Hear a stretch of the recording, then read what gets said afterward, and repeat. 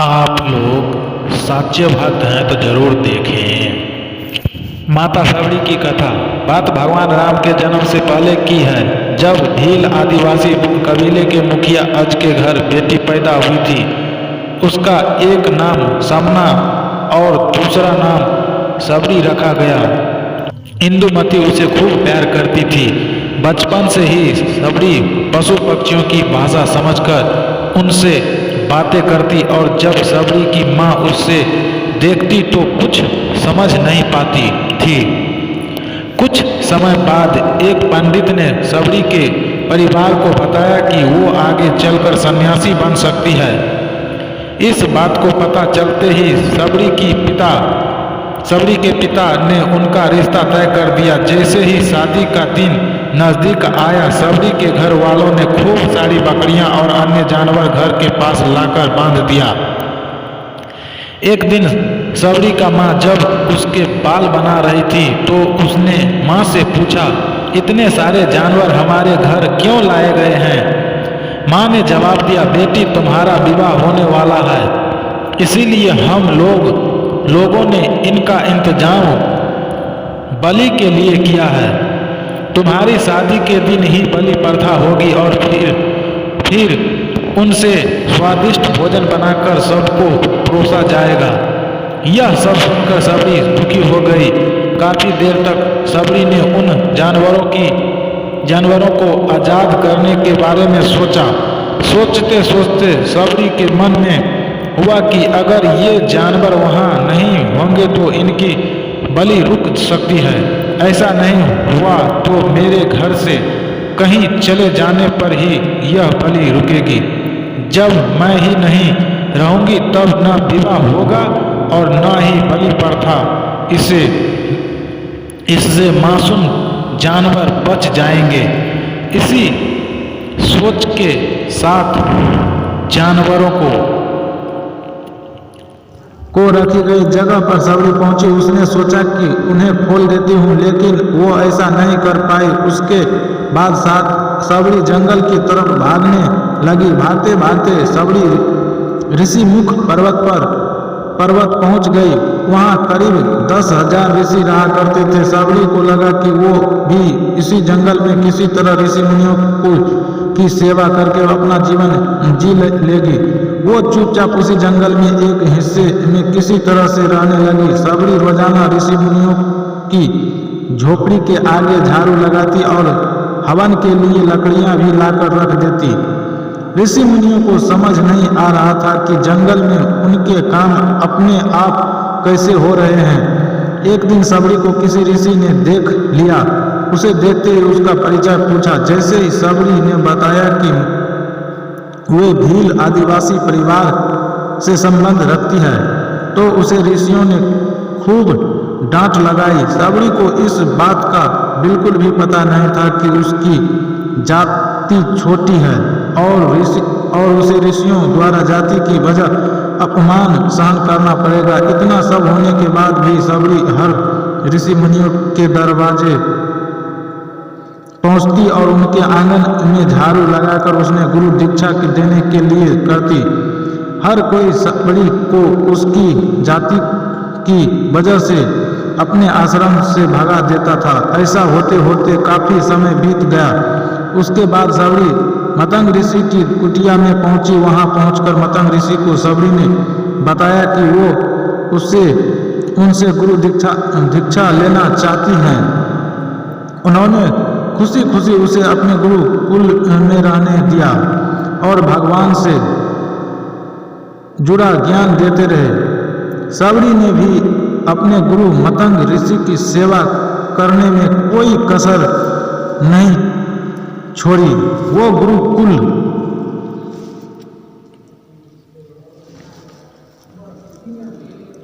के भी सारे काम करती थी। सबरी से खुश होकर मतंग ऋषि ने उसे बेटी मान लिया था। समय के साथ मतंग ऋषि का शरीर बूढ़ा हो गया। उन्होंने एक दिन सबरी को अपने पास बुलाया और कहा, बेटी मैं अपना देह त्यागना चाह रहा हूँ।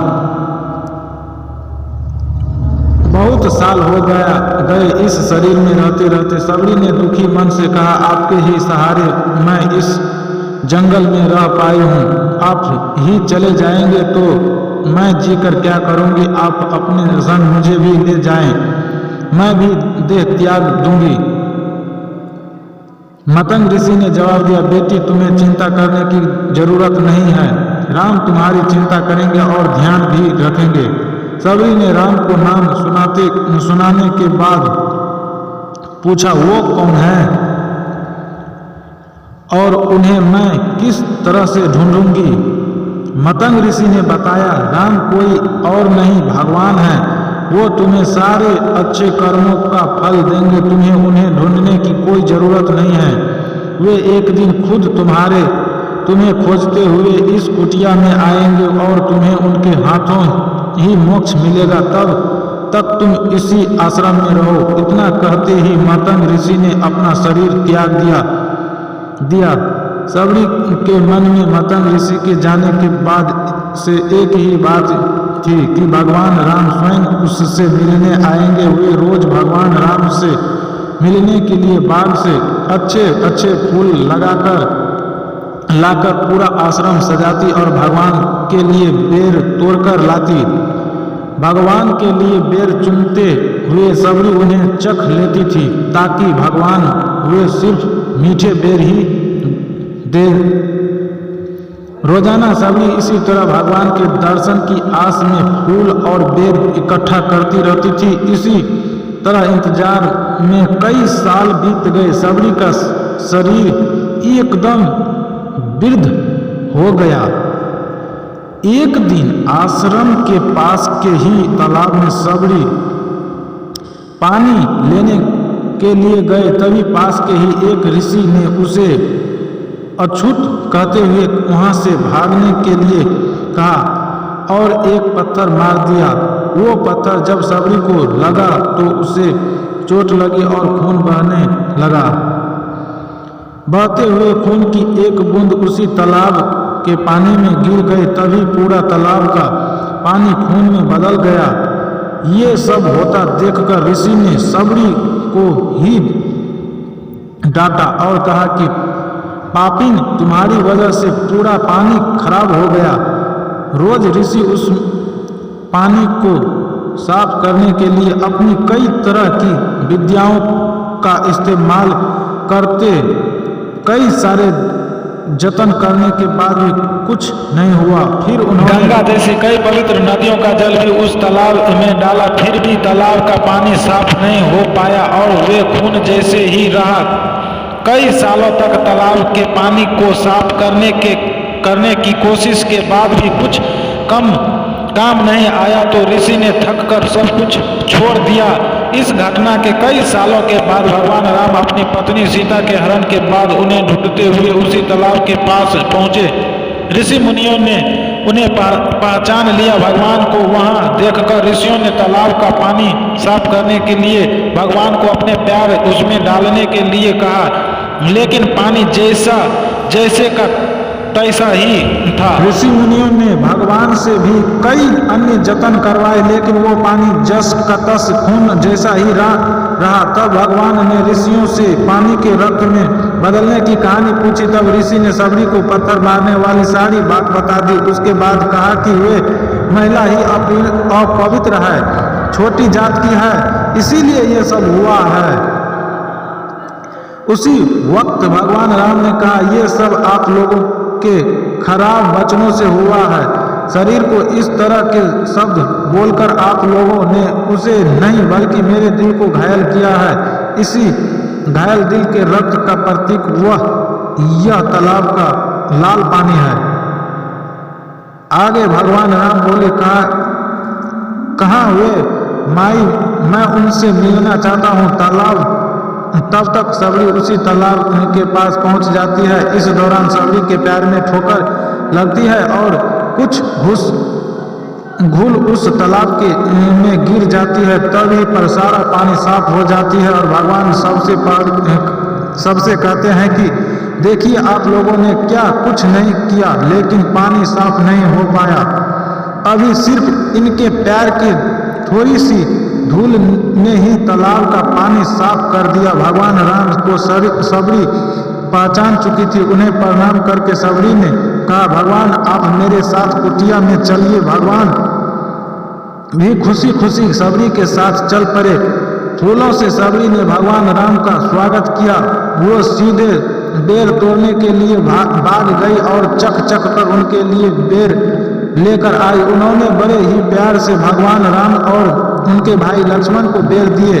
भगवान राम ने भी उतने ही प्यार से उन बेर को खाना शुरू किया। तभी बेर देखकर मुंह बनाते हुए लक्ष्मण ने कहा, भैया ये बेर जूठे हैं, इन्हें आप कैसे खा सकते हैं?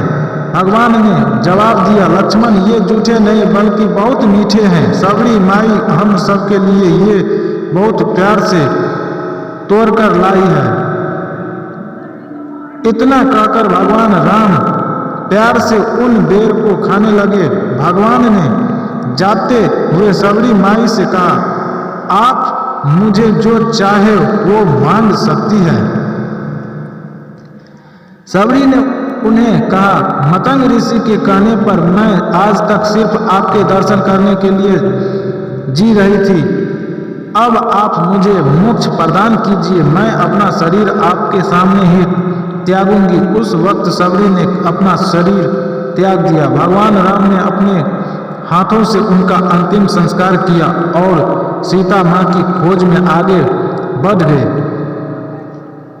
इस तरह से ऋषि मतंग की बात सच साबित हुई और सबरी को भगवान राम के दर्शन भी हुई। तभी से भगवान राम को सबरी के राम भी कहा जाने लगा। कहानी से सीख, सच्ची श्रद्धा हो तो भगवान के दर्शन जरूर होते हैं। तो दोस्तों इस कहानी से क्या समझे हमें कमेंट करके ज़रूर बताइएगा।